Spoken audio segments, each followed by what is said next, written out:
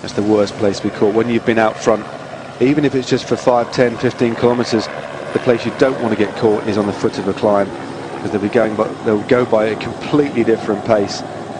So it's time now for them to adjust, try and get a bit of a breather. Just see the Japanese national road race champion there. Really lovely road jersey, the white with the red dot in the middle there. That's Yukiya Arashiro, number 72, if you can catch him. Laurent Pichon looks as if he's in difficulty. He's being shelled. We're on the lower slopes of the Col de l'Hospedale, 14.1 kilometers in total, so they've already got more than a kilometer clicked off that distance. And at the back of this group, riders are scrabbling to get on top of the gear, and immediately we see difficulties for Nolu. That's the end for him.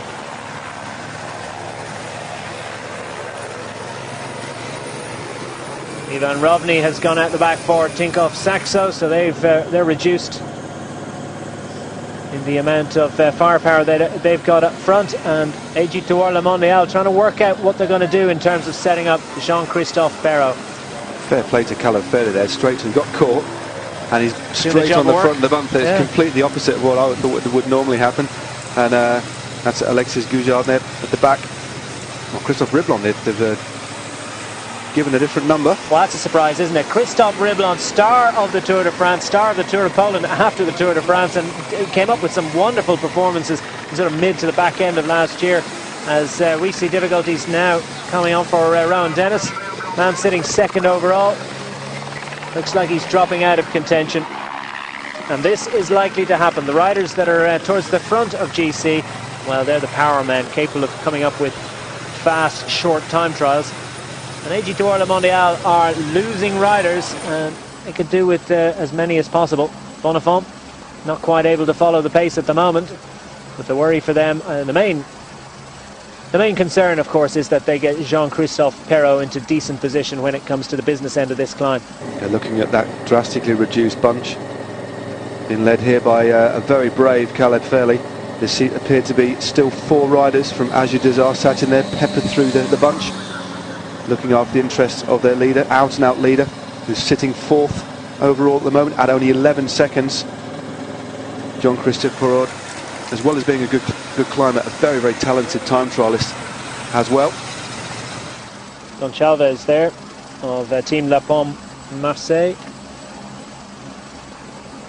Some great shots here of this climb. Absolutely gorgeous. It's an absolutely stunning scenery. Really is beautiful. It will be very beautiful for these riders, not with the tempo that's being set at the moment. The bunch being strung out now. Number 22 there. So 27, sorry. Oh, Tom Dumoulin now sat on the front of the saddle. Picture of concentration as riders go by him.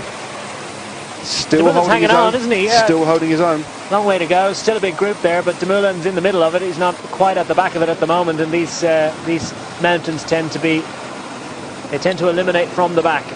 It's quite a fast climb. It might suit his capabilities a little bit more. I don't think he'll like the steeper sections as we head midway through the climb. But at the moment, the gradient's a little bit shallower, but then it really does rear its head up midway through before flattening again, then really kicking up in the last couple of kilometres. But that's all still to come. So the sight that the riders will be dreading, they'll all just be looking at the road ahead and won't be considering the amount of elevation that they've still got to attain as they head up the Col de l'Hospedale that overlooks Porto Vecchio in Corsica, this town that dates back to 1539. Hewn and on the immense pink porphyry rocks.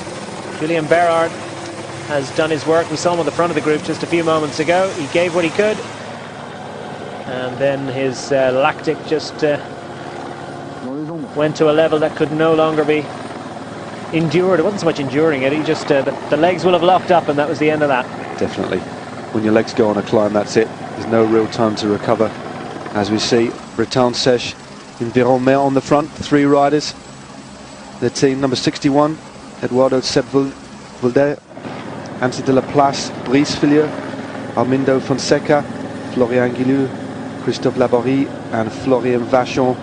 A strong team. Well, they've got 3 riders in the top 14, so that's yeah, they've got 10th, 13th and 14th. Then they got another rider, Florian Vachon's only 42 seconds down in 49th position. So they've got a lot of riders that are clearly in good form.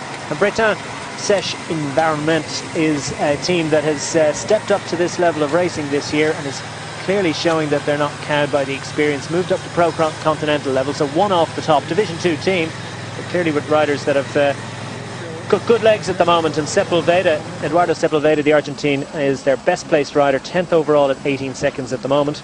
Well, they're knocking out a good tempo, and amongst their number, of course, is Bryce Fayou, who took that famous stage of the Tour de France a few years ago. Definitely, it's hasn't really capitalised on that result. Obviously a fantastic solo victory, I remember it well, but as happens, it seems, with some French riders, they all pull out a fantastic win, but they don't seem to then I don't know, fulfil their potential that they've shown in the Grand Tours from time to time. But he's got another chance now. His team obviously looking after him, and Sepulveda in 10th place. And of course, it's so important for you know, the smaller French teams, although they have stepped up this year, to show themselves in a race like this, especially if the defending champions aren't here. You know, a race that's organised effectively by the Tour de France is vitally important. 10 kilometres to go, and still, and this is all uphill. Does just shallow out toward the top of the climb as you see an attack. That's an interesting tactical variation from Bretagne. They've decided to send a rider off the front, not happy with the pace that well, they were setting.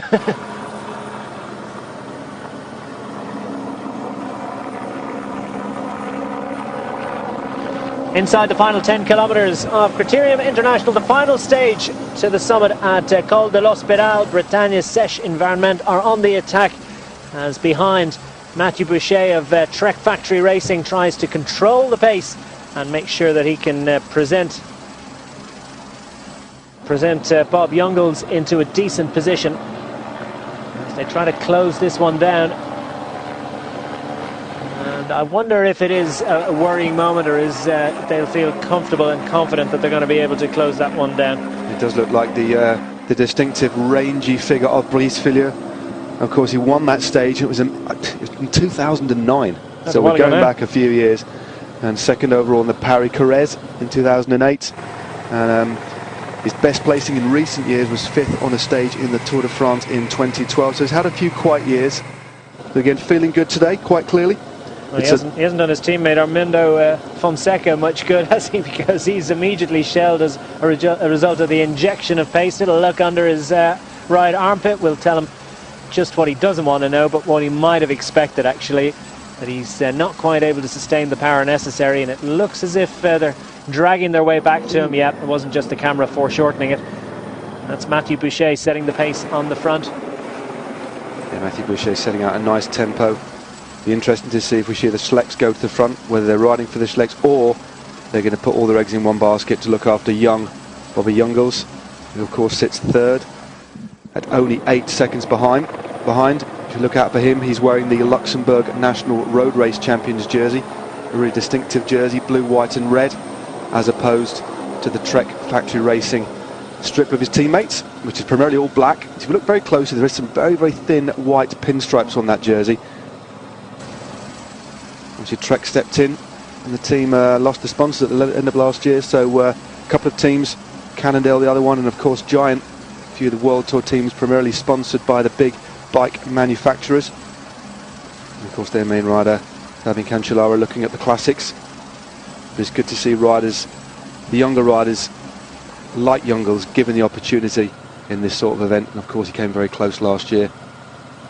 And still, I reckon about 25 to 30 riders left in that group. Several of the Team NetApp Enduro riders there, and they've got a couple of very, very good climbers on the squad. Cesare Benedetti, Ike Camano, Tiago Machado.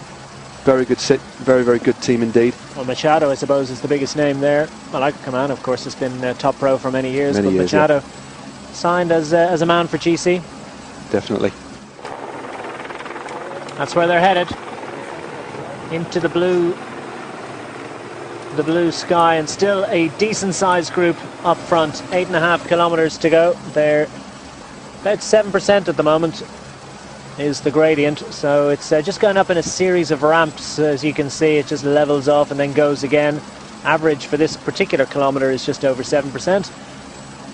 And that's the side over the bay.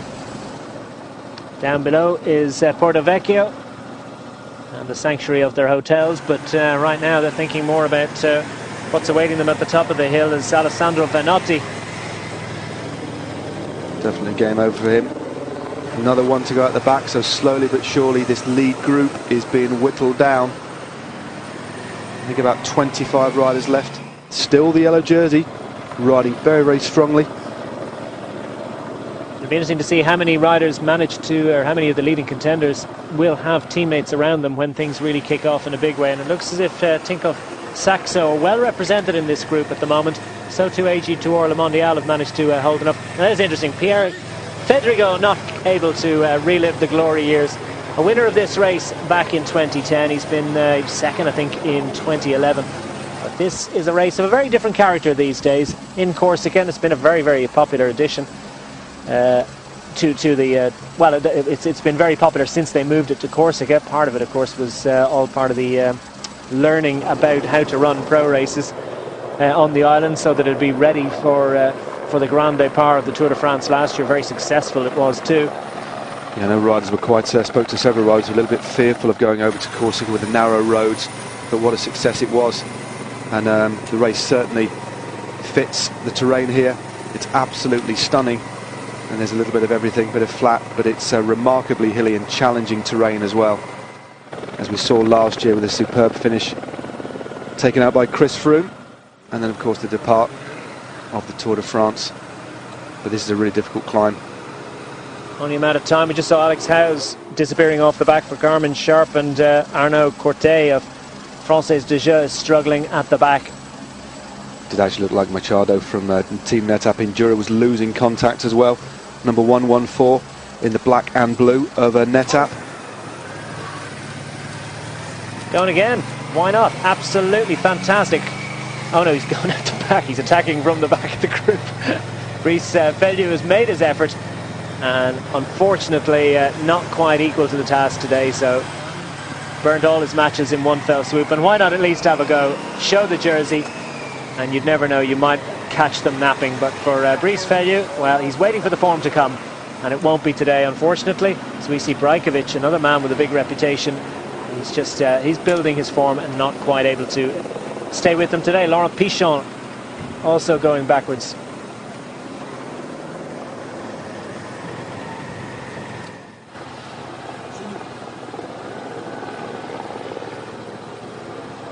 So now it's a much reduced group up front that are hanging on up front on the and I tell you what, in the middle there is Tom Dumoulin. He's doing a great job indeed. So too is Frank Schleck. Yeah, Frank Schleck looking pretty comfortable there, pedaling a really low gear, which indicates, generally speaking, if you see riders sitting very still on the bike as other riders are labouring, you can see from the back here there are riders really struggling to hold this tempo set by Matthew Bush of Trek Factory Racing.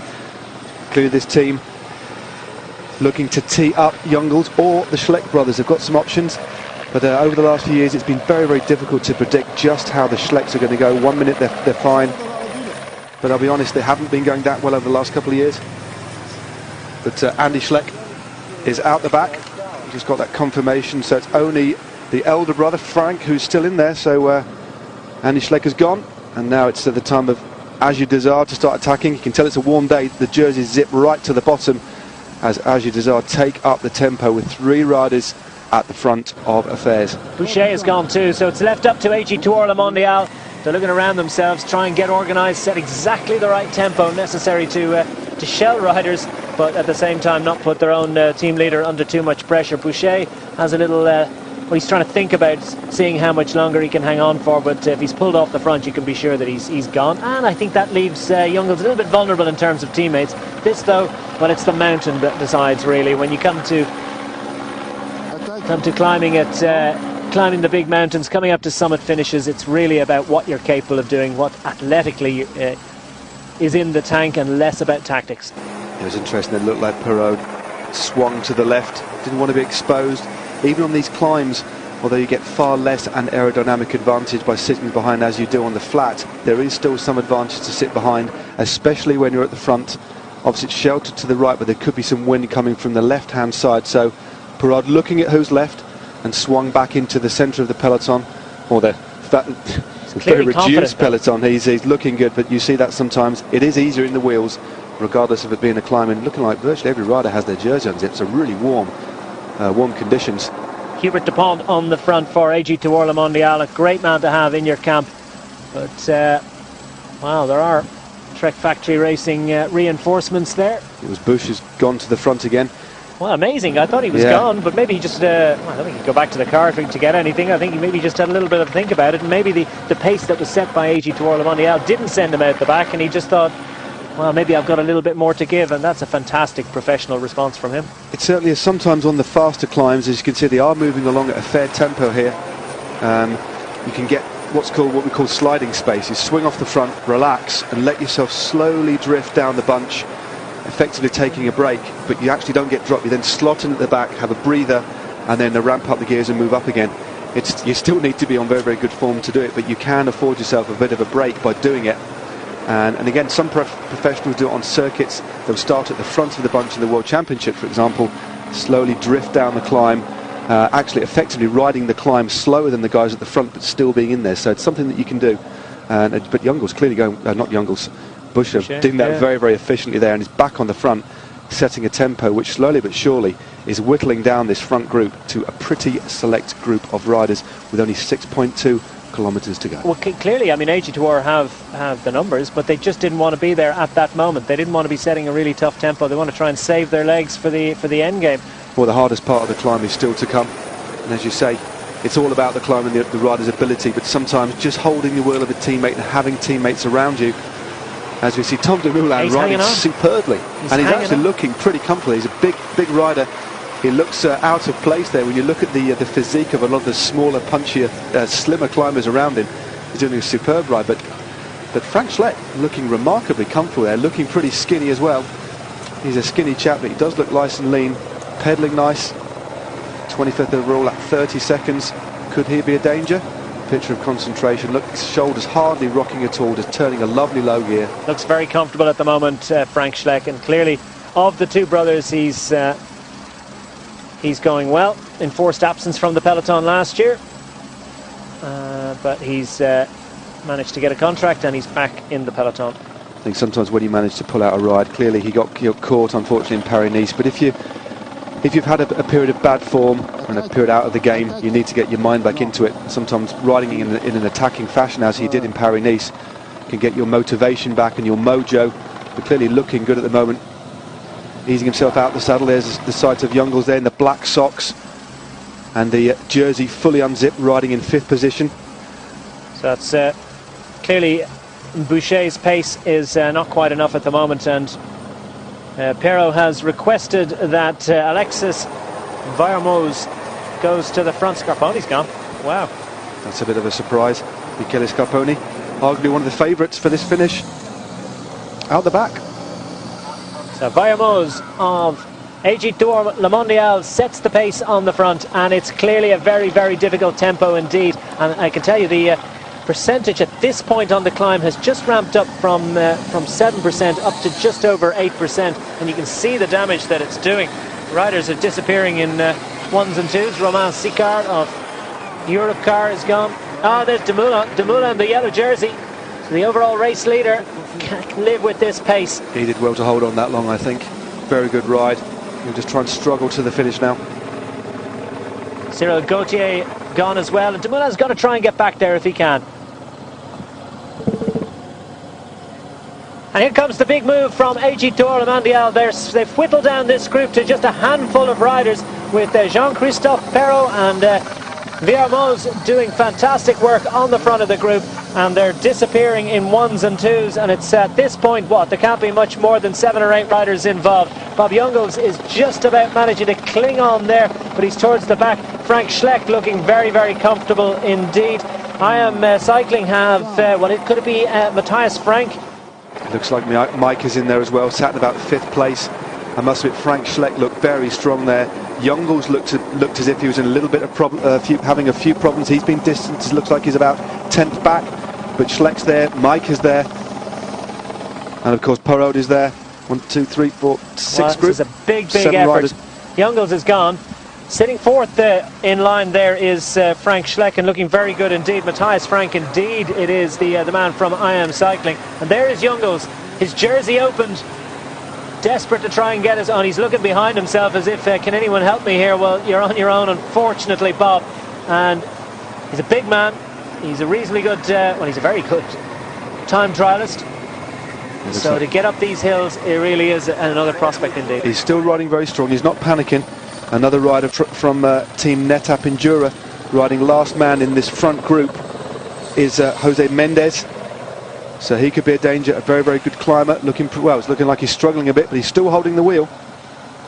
And this pace is relentless. Frank Schleck looking remarkably easy, even having the time to talk to Perrault there. But Micah looking good as well. Wow, penny for those thoughts. I wonder what's being exchanged there. Is a little bit of kidology, could be a bit of sledging, or what are you going to be talking about there? I think he was asked perhaps for a bit of help, but I don't think Frank Schleck would be wanting to do too much. It'd be good if he had Youngles there as a bit of a reinforcement. If that gap does open, I think then he may assist in the pacemaking, but still 4 kilometres, over 4 kilometres to go, and the steepest part of the climb. You don't want to go too early because this is the fast part of the climb. If you can save your legs as much as possible, then hit them hard on the steep part, as we saw last year when Chris Froome romped away to victory. That's the place to go. But I say Frank Schleck is looking at the danger man at the moment, as is Micah. Yeah, Rafa Micah and Frank Schleck looking very strong. Jean-Christophe Perrault, AG2R Le Mondial have the numbers. Well, there's 2 of them. That's about it, really. And what a fantastic job it's been done on the front by Alexis Vermoz. Just 25 years of age. It's in his 4th year of pro racing. Well, 3rd year actually. He's 2nd year with AG2R Le Mondial. He was with Soisson before that. 5th in the Tour de Pays de Savoie in 2012. As we hit the 4 kilometres to go mark, and Vermoz is doing a great job. But what's Perrault got now? Because several riders clearly capable of staying with him. Rafa Micah in the yellow of Tinkoff Saxo. It's actually Thiago Machado from NetApp. Sat at the back there, mouth agape in mute protest at the tempo being set at the front here to Azure Dizar, and then the Polish rider. Micah sat 2nd place, looking very, very comfortable, and Frank Schleck still turning a low gear as we get an attack. We were expecting that one. Jean-Christophe Perrault is very, very impatient, and the only man that can go with him, the initial surge, is Rafa Micah, but quickly responding to that is, well, Matthias Frank, and just ahead of him, 3rd in line at the moment in the all-black strip with the white sleeves, that's Frank Schleck. Micah doesn't want to work. He knows what's up ahead. He knows the hardest part of the course is still to come. He doesn't want to go too early. These are the riders that are going to contest the finish. But of course, Azure Dizar have strength in numbers. Sepulveda has managed to drag himself back to the front, and there, I mean, Perrault's looking for a bit of a dig out from Micah. Micah says, no, I'm not interested. Micah's not going to assist the pace setting with Perrault sitting higher overall. Perrault, of course, only at 11 seconds, and the yellow jersey now but distanced. There's a brave display by Tom Dumoulin, but he's out of the game now. And Machado for NetApp goes on the left-hand side of the road, and immediately that's responded to by Sepulveda, the Argentine riding with the Britannia Session Varmont squad, as the AG2R riders have a little look, and Machado is not going to be given any opportunity. So these attacks are coming from a relatively low speed. You could tell the way that Machado was looking over his shoulder to see if any other riders were coming up. He looks over his shoulder once more and realises that he has immediately been called back to attention, and Frank Schleck goes on the right hand side. Frank Schleck with Matthias Frank on his wheel, and Rafa Micah, well, having just chased down the previous attack, immediately on top of that one. Looks good, doesn't he? He does look very, very comfortable. That was almost like a testing the water attack, because as he attacked, he's looked over the shoulder at the same time. That wasn't a full out attack. Perrault did one earlier on. Attacking as you look over your shoulder. Here comes Schleck again. Schleck goes once more, and who's going to be able to respond to this? Well, it's Rafa Micah that takes up the responsibility. Perrault is looking a little bit heavy-legged. Matthias Frank towards the back of the group isn't enjoying this. Neither is Thiago Machado in the blue of NetApp Endura, as Frank Schleck has a little look over his shoulder and realises that they've all pretty much come back to them. Some of them with greater facility than others. Rafa Majka looking very strong. Perrault, well, it's a busy style that he has anyway, isn't it? It's that sort of hunched shoulders rocking left and right, so you're not always absolutely sure how well he's going, but at the moment he looks to be going very well indeed. As Sepulveda is really struggling to close the gap, and Schleck goes again. Well, it's Perrault actually that goes again, brings Majka and Schleck with them, and there's just a couple of bike lengths back to Sepulveda, and Matthias Frank realises he's got to go over that wheel and up to this group if he's to stay in contention. So just 2.5 kilometres to go, and it's really kicking off in a big way. Machado struggling to winch himself back to the group, and superb job being done by Veermos to stay with them as Frank goes now for IM Cycling. That's a big attack. One attack after another. That's a big attack, a bigger gear. This is really causing some damage. It's stop, start, stop, start. That's the hardest type of racing to do. But Frank now on the tops has split this group. Ricardo was struggling so hard to keep in contact. This group has split asunder now. 4 riders going clear, but the ease again. Rod looking over his shoulder, seeing what's happened. So they've shelled 3 of them. Machado, as you say, and Sepulveda. And Veermos not quite able to stay with them. They might drag their way back on now, but here comes Schleck once more. So 4 riders up front as Schleck looks over his shoulder to see if those 3 riders are going to be able to come back into contention. And one man that has, as far as I can remember, yet to attack but has covered, well, at least half of them, is Rafa Majka. Clearly in very strong form at the moment. The man from Tinkoff Saxo in the yellow colours, sitting second in line at the moment and looking strong. But looking strong too on the front is Frank Schleck for Trek Factory Racing. Third in line for IM Cycling, the Swiss squad. And going very well indeed is Matthias Frank, 8th overall at 16 seconds. Rafa Majka 27 seconds down, so Majka has to do something if he's to get up overall, if he's thinking of more than just the stage victory. These 3 riders desperate to try and get back into contention, but surely they won't be able to play a role in the end game. With 2 kilometres left, Majka needs time if he's looking at this in overall terms. Definitely Majka now takes up the tempo, but the rider in prime position for the general classification as Schleck attacks with 2 kilometres to go. That's quite a decisive attack on the left. Schleck goes again, and it's Majka that covers it once more. Perrault is in pole position in terms of general classification, but he looks as if he's finding it ever more difficult to stay with these riders. So still it's a quartet up front as Frank Schleck relives the glory years, looks over his shoulder, and he's putting huge pain on these riders, but Majka seems equal to it. Matthias Frank, oh, and they've really hit this tough 10% section that comes just over 1.5 kilometres from the line. Machado and Veermos, and in the middle of these 3 riders, Sepulveda. Well, those 3 riders pretty much out of contention at the moment. Let's get back to the front, see these 4 riders, because there's another attack coming very, very soon, you can be sure of it. Frank Schleck absolutely piling on the fresh, in and out of the saddle, takes a glance over his shoulder, looking at the damage. It's between these 4 now as the group with Machado tries to get back in contact. You can see the hairpins here. Great shot a moment ago of the gradient. This is the steepest part of the climb, and the part of the climb where you need to do the damage. And it levels out a little bit towards the finish. For Perrault, he's thinking about the overall, and there's almost a clash there just as Frank goes to attack, and just about barely manages to avoid a collision. That was close.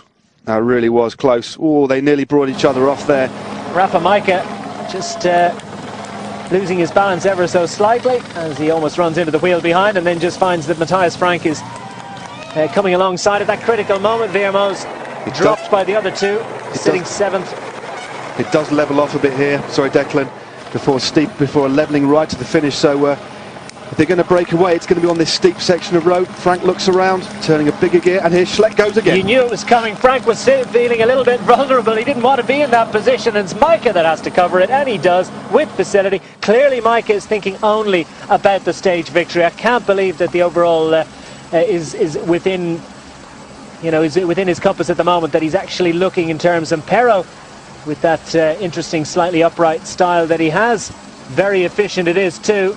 Sitting right forward on the saddle. A lot of the pure climbers do that. Looks a little bit ungainly, but riding very strongly. He's the man in pole position in relation to the general classification, but there's still the stage win to go for. 1.1 kilometres to go, and it flattens out here, Declan. Yeah, flattens out to what, about 4 or 5%, something like that. That's going to feel like heaven compared to the 10% that they've been enduring for the last little while. And I'll tell you what, if they keep messing like this, the other 2 riders, at least 2 of them, are going to come back into contention. Machado really driving hard from the second group. It's looking like they're not far away, but it's Schleck who attacks, and that's a decisive attack Frank Schleck opening up a gap immediately, countered by Micah.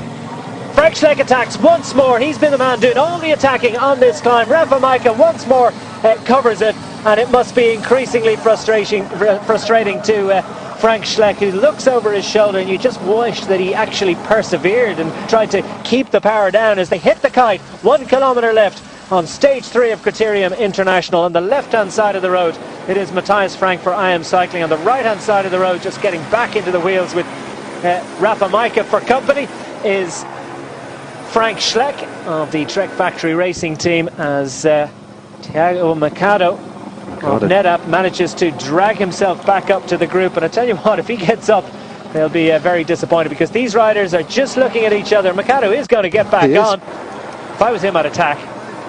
And Sepúlveda is also there as well, so we're now 6 riders back in the fray, and the road levels out a little bit here. They're all looking at each other. It's like a track sprint race now. This really is cat and mouse, and Sepúlveda goes to the front. Well, can you believe they've left those 2 riders, let them back into contention? It's the other riders just looking around. They've practically come to a standstill on this climb. Everybody just wants the win. They're not thinking about any other results. So now the group has swelled from 4 to 6, and very shortly they're also going to let Guillermo's back into it. As the attack comes now, once more from Frank Schleck. It's Matthias Frank that has to cover it. Rafa Micah finds himself sitting 4th, and the responsibility goes to Frank Perrault, 3rd for AG Tour Le Mondial. And Frank goes again, and great to see it. Immediately that Frank Schleck pulled over, Matthias Frank realised that was going to be coming. That was the pattern. Inside the final 500 metres, and Matthias Frank hasn't managed to unhitch himself from Jean-Christophe Perrault. Rafa Micah, it looks like he's done. So I think this was an absolutely excellent move from Matthias Frank, as he powers again onto the big gear, and Perrault is killing himself to stay with him, looking very strong for the overall victory. Thiago Mercado realises that Rafa Micah doesn't have the strength that we believed that he had, and Rafa Micah is struggling to stay with him. Frank Schleck too, by pulling out of the slipstream, realises that he might have let this one go. It's Matthias Frank driving for the line. Jean-Christophe Perrault going for the victory for France, for AG Tour Le Mondial, but it's Matthias Frank that takes victory in the final stage of Criterium International of 2014. And with it, a fine victory indeed. And I think it's Jean-Christophe Perrault that is likely to have got the big... will get the yellow jersey when they tot up the time. So victories for the 1st and 2nd rider. Great performance by Guillermo's of AG Tour Le Mondial. But that was a fine stage success and a wonderful opportunistic move. Definitely. Well, Matthias Frank did the right thing. Frank Schleck attacked early on, got a bit of a gap, swung over. Arguably he should have kept going, but Matthias Frank went over the top and just distanced himself from the rest, went very, very long, kept the tempo extremely high, and of course Perrault was just happy. I don't think he could go by him, such was the power he was putting out, but Perrault obviously held on to the wheel of the flying Swiss rider to wrap up the general classification, as we see Bobby Jungels from Trek Factory Racing cross the line. A brave effort by him, but that's the face of the overall winner of Criterium International, and one of the favourites, Jean-Christophe Perrault of AG Tour Le Mondial. Well, it's the 27-year-old Swiss Matthias Frank that takes the stage victory. So we get another look of his run to the line. Perrault not quite able to find his way around him, but he'll be very, very satisfied with his performance.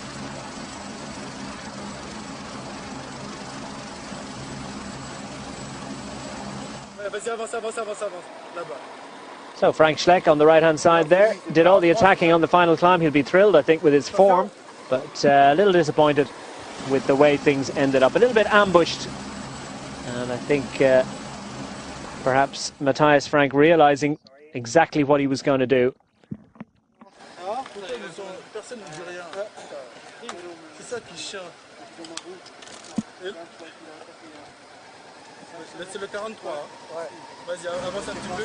So Matthias Frank celebrates his stage success in stage 3 of Criterium International, and a great performance too this weekend by Tom Dumoulin, who makes his way across the line to just over 2 minutes behind the stage in Tour of Switzerland in 2011. There's confirmation of the final stage. Matthias Frank pips Jean-Christophe Perrault for stage 3 success. Mercado gets up for 3rd. Frank Schleck misses out in 4th. Rafa Micah didn't have it at the end, finishes 5th. Sepúlveda will be delighted with his 6th place. Yeah, Mikado got up for third, and having been distanced by some considerable margin by the leading four, those series of surging attacks by Frank Schleck, well, it was the gaps in between that allowed, stalls in between that allowed Mikado back in. Tom Dumoulin, well, he'll really have felt that. Won't necessarily have enjoyed it, but I think he'll have enjoyed his weekend in Corsica.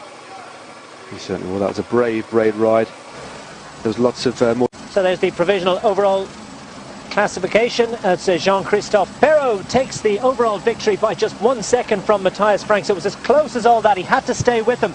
The bonus seconds, so important. Thiago Mikado gets up for third overall ahead of Maika Sepulveda. Schleck team that's clearly on good form. Matthias Frank did all he could possibly do. Barely had the energy to raise his arms aloft for what is probably the biggest success of his career.